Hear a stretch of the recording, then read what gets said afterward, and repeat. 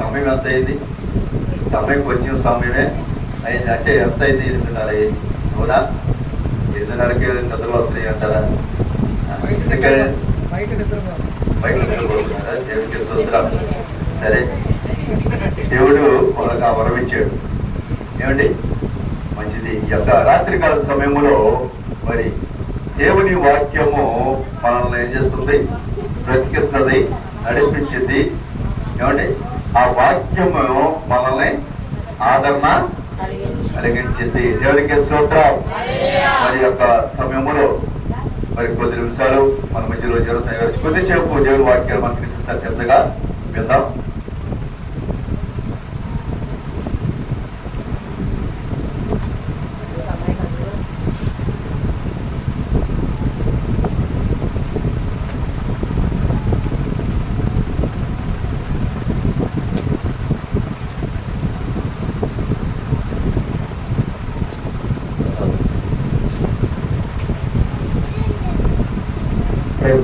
దేవుడికి స్తోత్రం. హల్లెలూయా. రెండు చేతులు ఎత్తి దేవుని నమ్మని గట్టిగా మైపాడుదాం. హల్లెలూయా. ఇంకా కొంచెం గట్టిగా దేవుడికి స్తోత్రం. వాళ్ళు హల్లెలూయా. మంచిది ప్రియులారా, మన ప్రభువును రక్షకుడైన యేసుక్రీస్తు వారి నామములో మీ అందరికి కూడా నా హృదయపూర్వకమైన వందనాలు. అందరికి కూడా వందనాలు. ప్రభు యొక్క కృపయు సమాధానము మీ అందరికీ మెండుగా కలుగునుగాక. మంచిది. మరి చక్కగా ఇంతవరకు పాటల ద్వారా మహిమపరిచాం.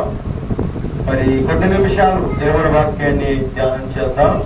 మరి యొక్క దిద్దుబాటు కోడికలు మరి జరుగుతున్నాయి. ఇది లాస్ట్ 3వ రోజు. గత ఫస్ట్ రోజు దేని గురించి వాక్యాన్ని విన్నారమ్మా? దేని గురించి విన్నారు? మీరు ఉపవాసం ఉండి కన్నీళ్లు విడుచుచు దుఃఖించచ్చు మనసుపూర్వకముగా నా యొద్దకు రండి. మంచిది. 2వ రోజు తర్వాత వారైతే అంధకార మనసు గలవారే హృదయ కాఠిన్యము వలన తమలోనున్న అజ్ఞానము చేత దేవుని వలన కలుగు జీవములో నుండి వేరుపరచబడిన వారై తమ మనసులకు కలిగిన వ్యర్థతను అనుసరించి నడుచుతున్నారు. సిగ్గు లేని వారై ఉండవద్దు అనేసి రాత్రి వేళ దేవుని వాక్యాన్ని మనము పరిశీలన చేశాం. మంచిది ప్రియులారా, మరి 3వ రోజు కనుక ఈరోజు చెప్పబడుతున్న ఈ మాటలు మన హృదయంలో ప్రభువు భద్రపరచాలని ప్రతి ఒక్కరు కూడా ఆయన వాక్యాన్ని శ్రద్ధగా వినాలి. దేవునికి స్తోత్రం. చూడండి, పరిశుద్ధమైన బైబిల్ గ్రంథముల నుంచి యెహెజ్కేలు 18వ అధ్యాయము 23వ వచనాన్ని చదవండి. దిద్దుబాటు మరి కోడికలు కనుక ఈ రోజు కూడా దిద్దుబాటు గురించి మనము 10 నిమిషాల వాక్యాన్ని చదివి దాన్ని పరిశీలన చేసి తదుపరి దిద్దుబాటు చేసుకుని యొక్క కోడికలు మనం ముగించుకుందాం. ఎవరు కూడా కంగారు పడవద్దు. చూడండి, పరిశుద్ధమైన దేవుని గ్రంథములో నుంచి యెహెజ్కేలు 18వ అధ్యాయము 23వ వచనం, పేజీ నంబర్ 701. పాత నిబంధన గ్రంథంలో రాయబడిన పుస్తకము యెహెజ్కేలు 18వ అధ్యాయం 23వ వచనం చదవండి.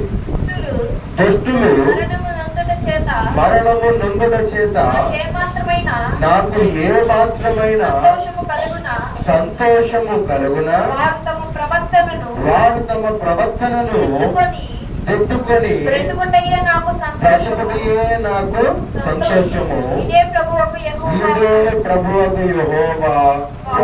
చిన్న ప్రార్థన. చదవబడిన వాక్యముతో దేవుడి రాత్రి వేళను ఇక్కడ చేరికూడి వచ్చిన మీ అందరితో, ఆయా స్థలాల్లోకి వచ్చిన వాక్యం వింటున్న ప్రతి ఒక్క బిడ్డలతో, లైవ్ ద్వారా చూసిన ప్రతి ఒక్క బిడ్డలతో దేవుడు మనందరితో మాట్లాడమని చిన్న ప్రార్థన చేసుకుందాం. కళ్ళు మూసుకొని ప్రార్థన. పరిశుద్ధుడా మహాకరుడ గొప్ప తండ్రి, నీకు స్తుతులు స్తోత్రాలు ప్రభు. ఇంతవరకు పాటల వారు మీరు మహిమ పొందారు నమ్మొచ్చిన అడుపుడిని అభాగ్యుని దౌర్భాగ్యుని పక్షి నిలబడి ఉన్నాను ప్రభా. నన్ను మరుగుపరిచిన నోటికి మీరు బోరుగా ఉండి ఇక్కడ చేరికలు వచ్చిన మా అందరికి నా తండ్రి వినగల చెవులను గ్రహించగల మనసులో మా అందరికి మీరు దయచేయమడుగుతున్నాము ప్రభా. ఇక్కడ ఆడ కనబడుచున్న బిడ్డలు కూడా మీరు దర్శించి మీ యొక్కకు నడిపించి మీ నామానికి మహిమ ఘనత ప్రభావములు పొందమని నజరేయుడైన యేసుక్రీస్తు నామం పేరిట ప్రార్థించి అడిగి వేడుకొనుచున్నాము తండ్రి. ఆమేన్. దేవునికి స్తోత్రం. గట్టిగా చూద్దాం. హల్లెలూయా. మంచిది ప్రియులారా. చూడండి, ఈ రాత్రి వేళ ప్రభువుకి సంతోషము కలిగించేది ఏంటి? ఏంటట? దేవునికి సంతోషము కలిగించేది ఏంటి చెప్పండి. ప్రభువుని సంతోషపరిచేది ఏదైనా మన యొద్ద ఉన్నదయ్యా అంటే అది ఏంటో చెప్పాలి. మీరు చెప్పండి. కొందరు వాక్యం ఉంటున్నారు, మరికొందరు ఇంకా మరికొందరు గణపరచండి, ఇంకా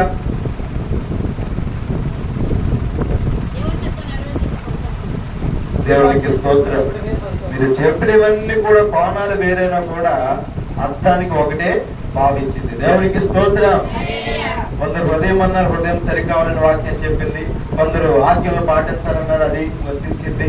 ఎవరి కొందరు గణపరుస్తానని మరికొందరు అన్నారు.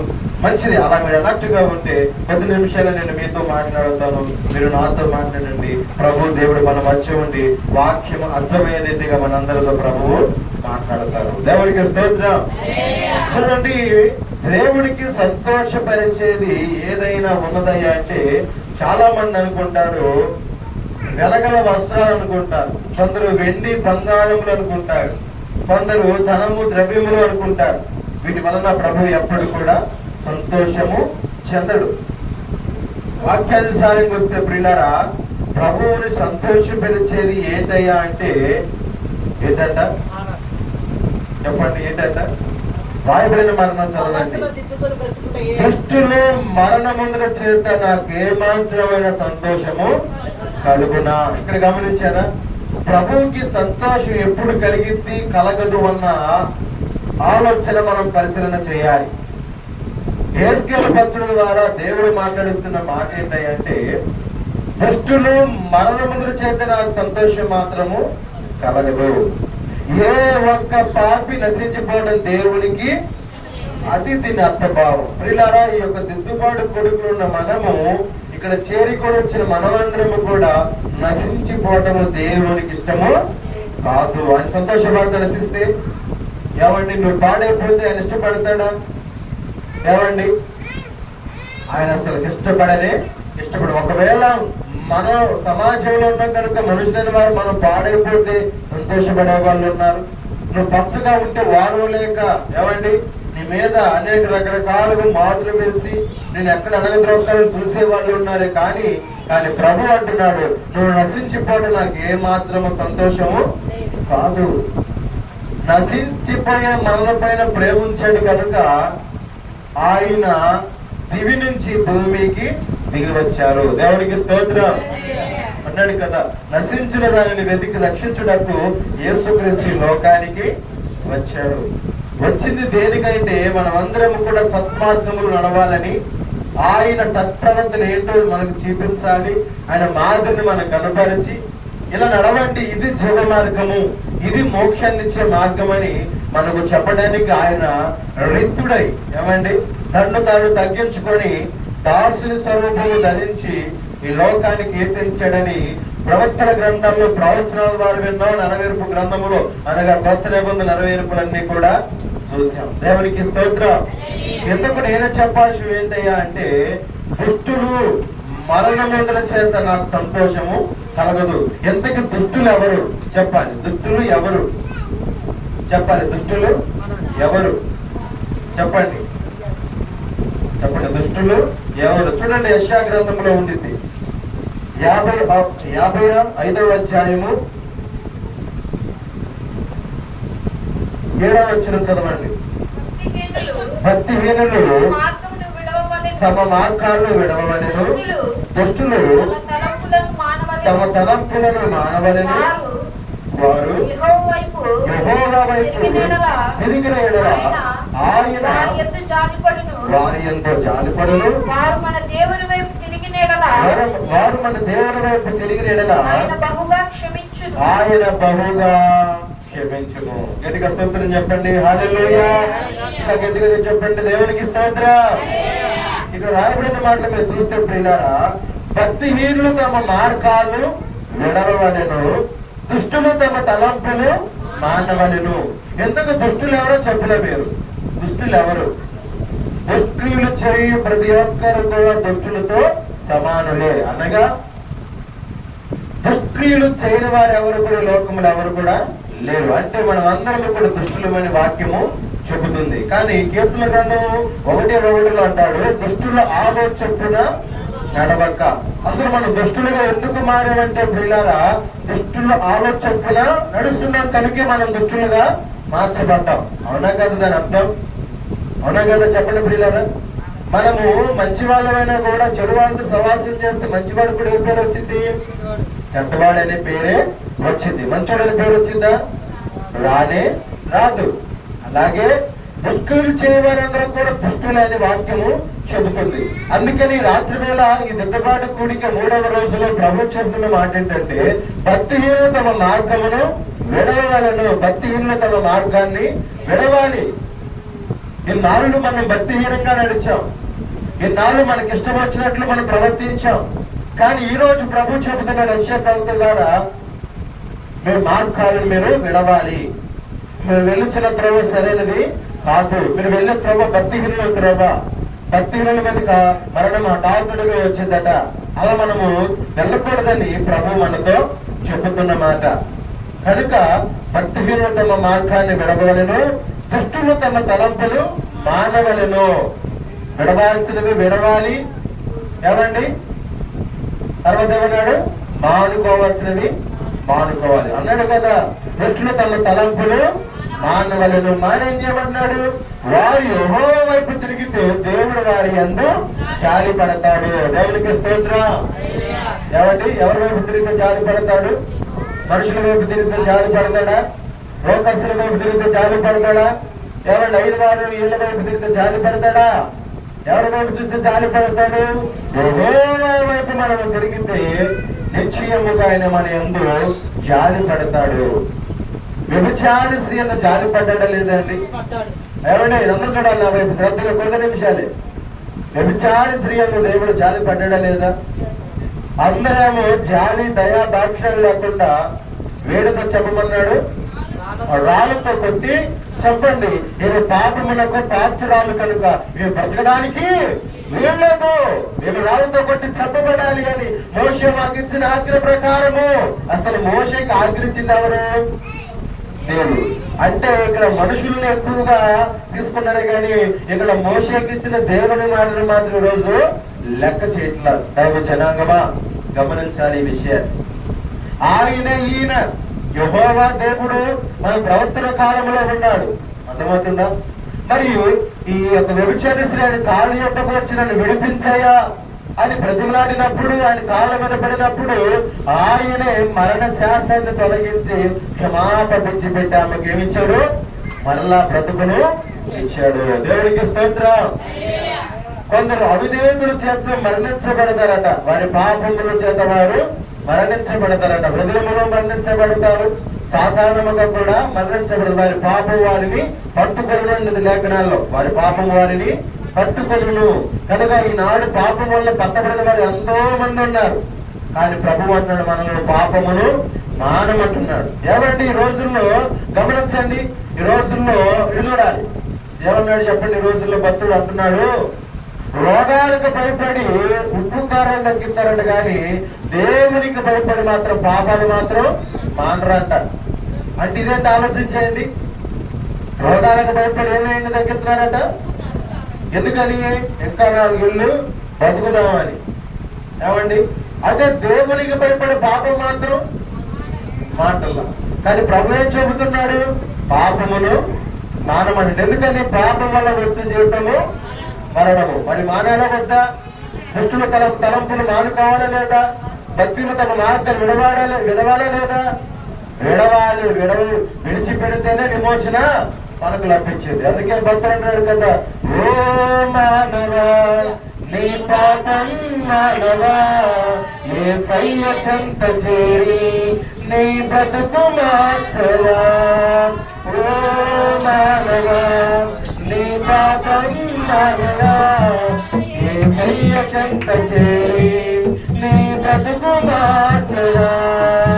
పాపములోనే బ్రతుకుచున్న చెడున నీ దేహము, పాపములోనే మరణ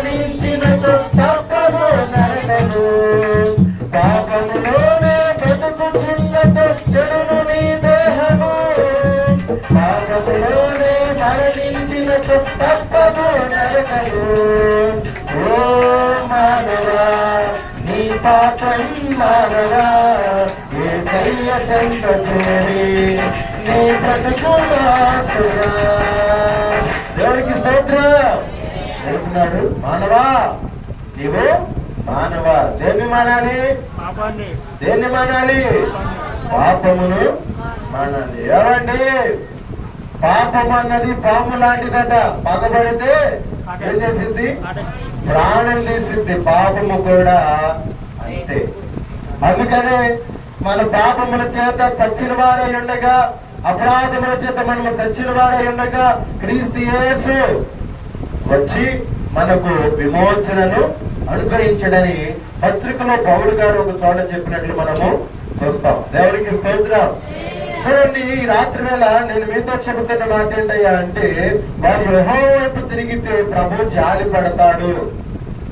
వ్యభిచారి స్త్రీ అన్న దేవుడు జాలిపడి ఆమెకు మరలా బ్రతికించడం లేదండి? ఇచ్చడం లేదా? ఇక్కడ చేరికొని వచ్చిన మనము కూడా పడిన మనలను లేవనెత్తువాడు కూడా ఆయనే. దేవునికి స్తోత్రం.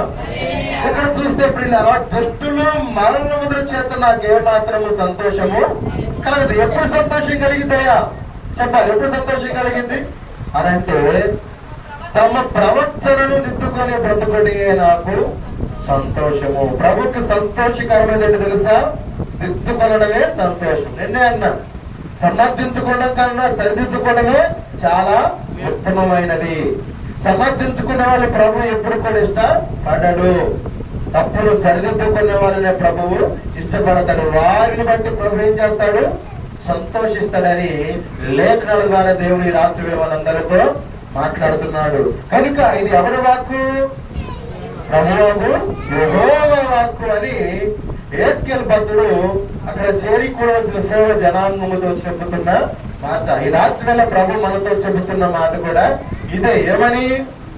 మీరు మీ అతిక్రమముల చేత మీరు చనిపోవడం నాకు ఇష్టం లేదు. మీ ఆత్మీయ స్థితిని పాడు చేసుకోవడం నాకు ఇష్టం లేదు. అందుకనే ఈ రోజున మనము మన బ్రతుకును దిద్దుకోవడానికి ఇది ఒక మంచి అవకాశం. మన ఆలోచన మార్చుకోవడానికి, మన భక్తిహీనతంగా నడిచే మన విధానాన్ని మార్చుకోవడానికి, మన క్రియలను మార్చుకోవడానికి, మన తలంపులను మార్చుకోవడానికి, మన ఉద్దేశాలను మార్చుకోవడానికి ఇది ప్రభువు మనల్ని ప్రేమించిన గొప్ప అవకాశం. పోతే వచ్చిందా? రానే రాదు. దినములు చెడ్డవి కనుక సమయాన్ని పోనివ్వక సద్వినియోగం చేసుకోవాలి. సద్వినియోగం చేసుకోలేకుండా నేను రేపు వచ్చి సద్వినియోగం చేసుకుంటా, ఎల్లుండి వచ్చి సద్వినియోగం చేసుకుంటానంటే సమయం నీదా? సమయం నాదా? మనదా?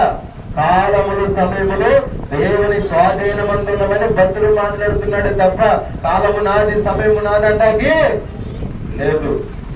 కనుక ఏం చేయమన్నాడు? వచ్చుచున్నవాడు ఆలస్యం చేయక త్వరగా వస్తాడు. ఆయన వచ్చుతున్నది ఎవరి కొరకు? ఇలాంటి వారు తమ బ్రతుకులు దిద్దుకొని, తన అవిధేతను మార్చుకొని, వారి నడవడికను వారి ప్రవర్తనను మార్చుకొని వారి నిమిత్తమై ప్రభు ఆయనతో తీసుకెళ్ళడానికి ఆయన మన రెండవ రాకడలో వస్తాడని కూడా లేఖనాల ద్వారా మనము చక్కగా విన్నాం. దేవునికి స్తోత్రం. అలాగే మరొక మాటను చూసుకోమని వాక్యాన్ని ముగించుకుందాం. అపోస్తుల కార్యములు 8వ అధ్యాయం 22వ వచనం. ఇంకా మనము ఎలా సరిదిద్దుకోవాలి, వేడిని బట్టి మనం సరిదిద్దుకోవాలి అనే విషయాన్ని మనం చూసుకొని వాక్యాన్ని ముగించుకొని తదుపరి కొద్ది నిమిషాలు మనము దిద్దుబాటు ప్రార్థన చేసుకుందాం. చూడండి ప్రియమైన దేవుడి బిడ్డలారా, అపోస్తుల కార్యములు 8వ అధ్యాయము 22వ వచన భాగాన్ని మనం చదువుకుందాం.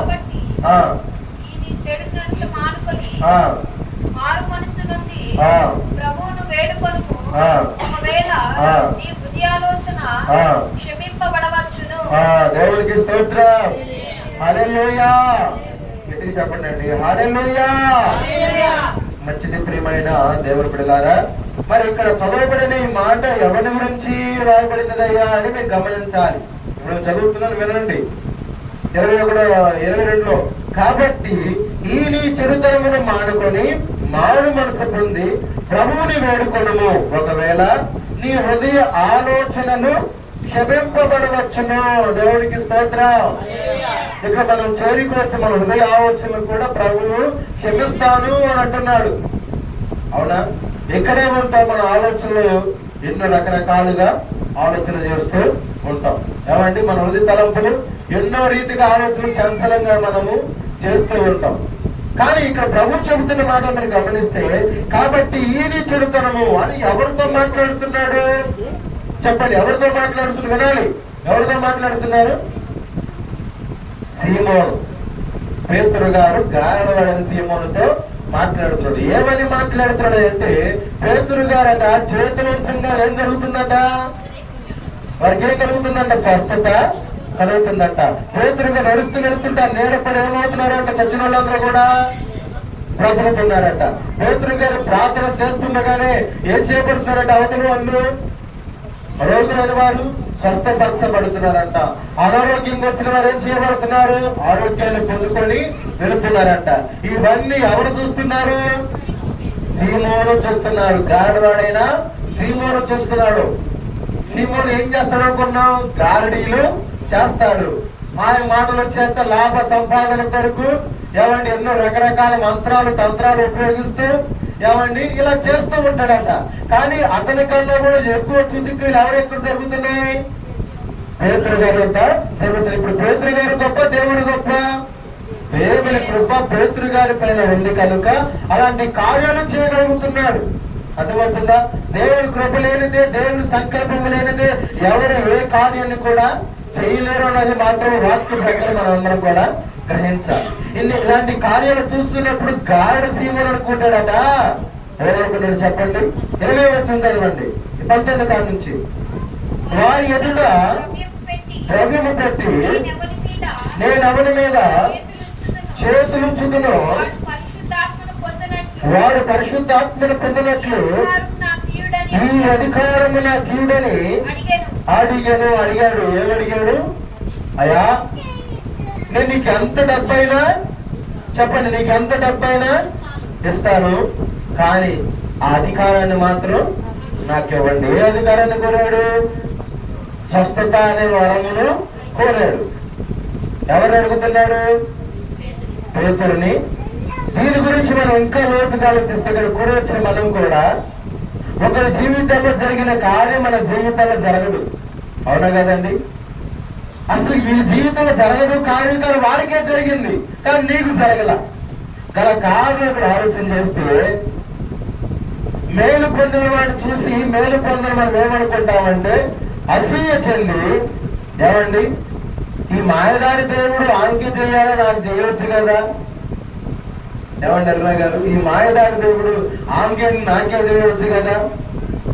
ఎప్పుడో వచ్చినాము కాదు, ఇప్పుడు వచ్చినాము. ఎట్టుంటుంటే ఎప్పుడో రెండు అన్నిటి ఉన్నాను కదా, ఏంటి జరుగుతుంది? కొందరు వేసారిపోతారు. ఎవరిలాగంటే ఈ సీమోను వల్లే. గమనించండి ప్రియులారా, నేను ఎందుకు ఈ మాట అన్నానంటే, నిజమైన భక్తులను ప్రభువు పరిశోధిస్తాడట. అలాంటి భక్తులను దేవుడు పరిశోధించకుండా అలంకరించేస్తాడంట. అనుభవ కొద్దీ ఆ వరాలు దెబ్బతిన్న వాళ్ళు కూడా ఉన్నారట. అటు వల్ల దెబ్బతిన్న వాళ్ళు కూడా ఉన్నారంట. ఆయన ఎవరిని పరిశోధిస్తాడంటే భక్తి పరులనే పరిశోధిస్తాడట. అప్పుడు దీన్ని బట్టి నువ్వు ఎంత చక్కగా గర్వం తగ్గట్టుగా ఉండొచ్చు, కానీ మనం అట్లా ఉండదు. నాకు అట్ట కాదు, రాగానే చెయ్యంసంగానే అయిపోవాలి అయ్యింది. కానీ ఈ స్వభావం ఉండకూడదు. ఒకరు జరిగిందని అసూయ మాత్రము ఉండకూడదు. వాళ్ళకి జరిగిందిలా జరగదంత ఉద్దేశాలు, ఆ దుర్బుద్ధులు ఉండకూడదు. దుర్బుద్ధి కలిగిన వ్యక్తితో అంటున్నాడు పేతురు గారు. ఆయన అనుకున్నది అంటే ద్రవ్యం ఇచ్చి ఆ వరాన్ని కొనుక్కుంటానన్నాడు. కానీ అప్పుడు పేతురు గారు ఏమంటాడు? అందుకు పేతురు దేవుని వరకు సంపాదించుకుందునని తలంచుకొనినందున నీ వెండి నీతో కూడా నశించను గాక. ఇక్కడ తలంచుకొనినందున అన్నాడు. అంటే ఇందాక యెషయా గ్రంథము 55వ అధ్యాయం 7వ వచనములో దుష్టులు తమ తలంపులు మానవాలను అన్నాడు. ఇప్పుడు ఇతడు గారడ సీమోను ఇప్పుడు దుష్టుడే కాదా?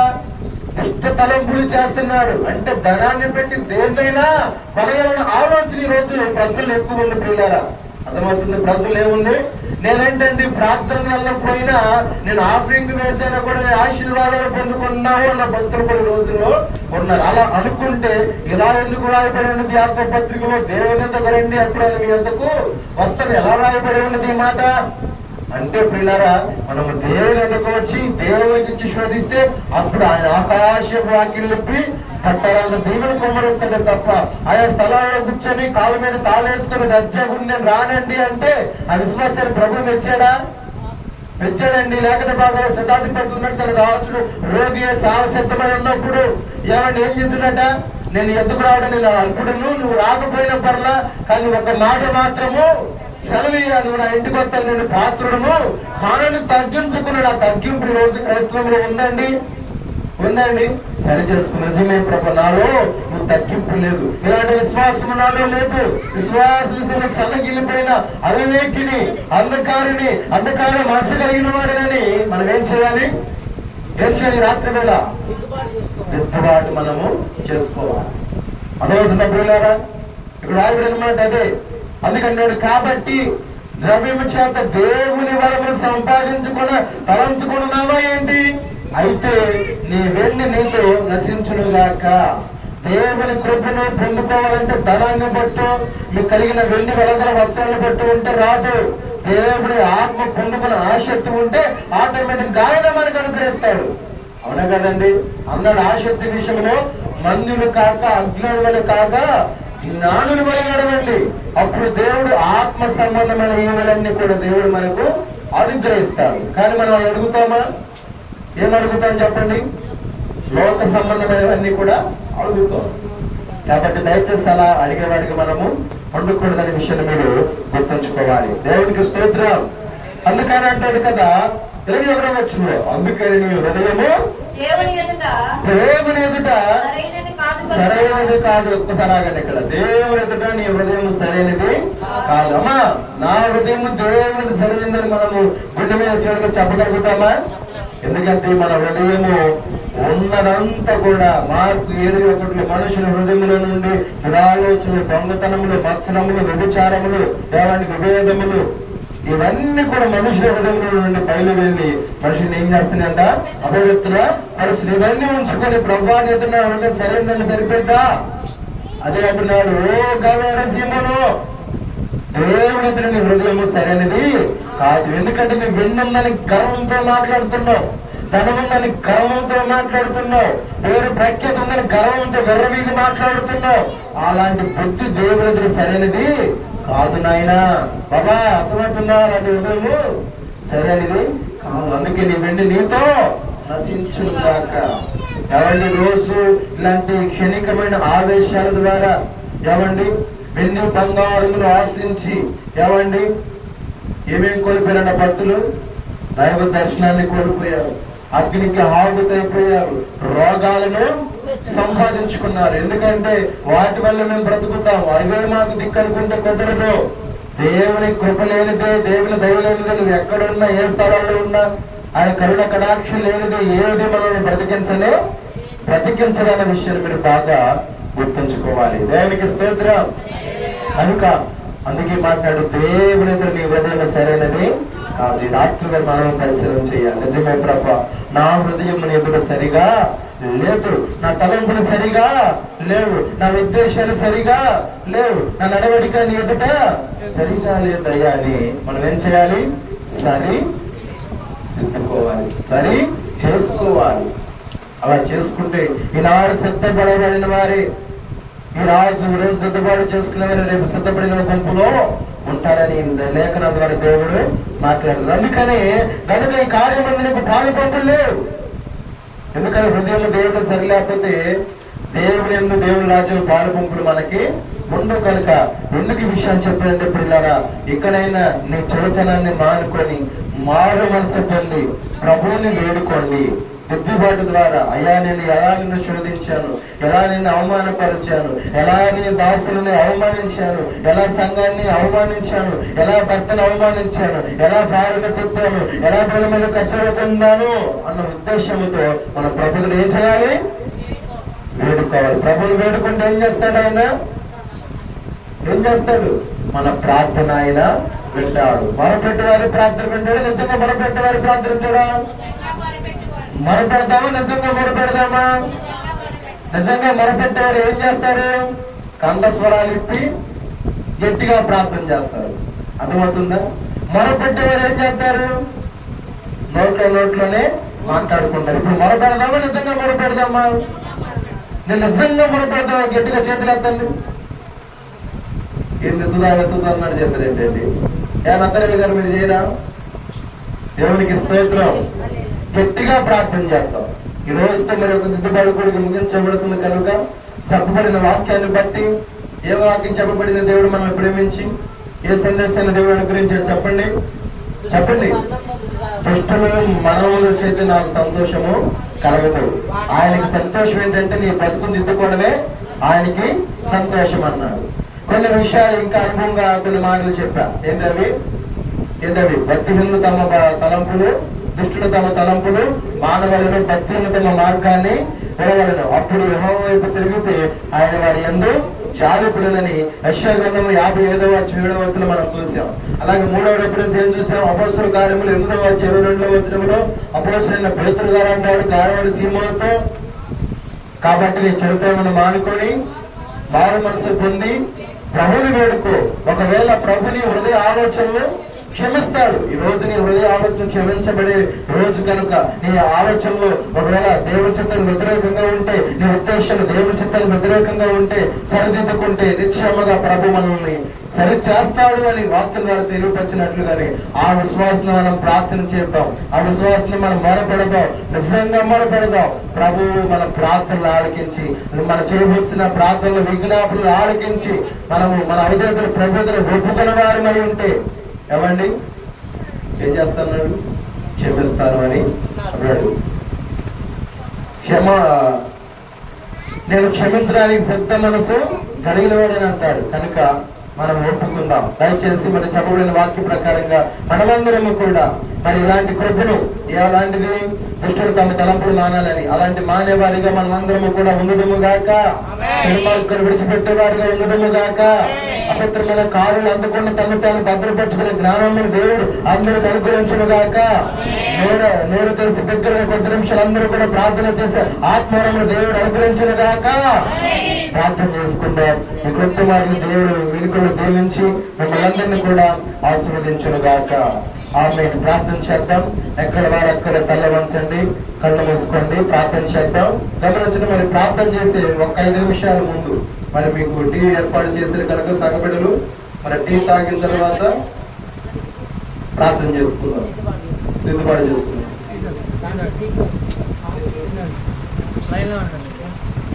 ప్రార్థన చేసుకున్నాం. వాక్యాన్ని బట్టి ప్రార్థన చేద్దాం. మహాపరిశుద్ధుడా, సర్వోన్నతుడా, సర్వాధికారి దేవ, నీ ఉన్నతమైన పరిశుద్ధమైన నామాన్ని బట్టి నీ కొందనాడు స్తుతులు స్తోత్రాలు చెల్లిస్తున్నాం. నీ ఆశ నలుపును నిలబెట్టుకొని కొన్ని క్లుప్తమైన మాటలు మాకు అందించావయ్యా. అందులో బట్టి నీ కొందనాలు. ఇదిగో సమయంలో వెత్తబడిన వాక్యాలు ప్రభావ ముళ్ళ పదుల్లో పడక రాత్రి నెల పడకునైనా ఇదిగో నా తల్లి మంచి నెల పడిన వ్యక్తులు ఏ రీతిగా ఫలించి 30 అంతులుగా 60 అంతులుగా 100 అంతులుగా ఫలభరితంగా మార్చబడుతూ అదే రకం వెత్తబడిన యొక్క వాక్యమునైనా ఇదిగో నా తన సంఘ బిడ్డలలోను లైవ్ రక్షించిన బిడ్డలలోను ఆరోగ్య శబ్దమైన బిడ్డలలోను గ్రామస్తులను ప్రభావ నా తన వ్యక్తి మొలకెత్తే వాక్యమును దయచేయమని ఇదిగో నా తల్లి సభలో నా తన వెత్తబడిన వాక్యం దిద్దుబాటు చేసుకుని చుండగా ఆ ఆత్మను కుమరించమని ఆ ప్రభు రక్షకుడైన యేసుక్రీస్తు నామమున పేరిట ప్రార్థించి అడిగి వేడుకొనుచున్నాము తండ్రి. ఆమేన్. అందరూ కొందనాలమ్మా, అందరూ కొందనాలు.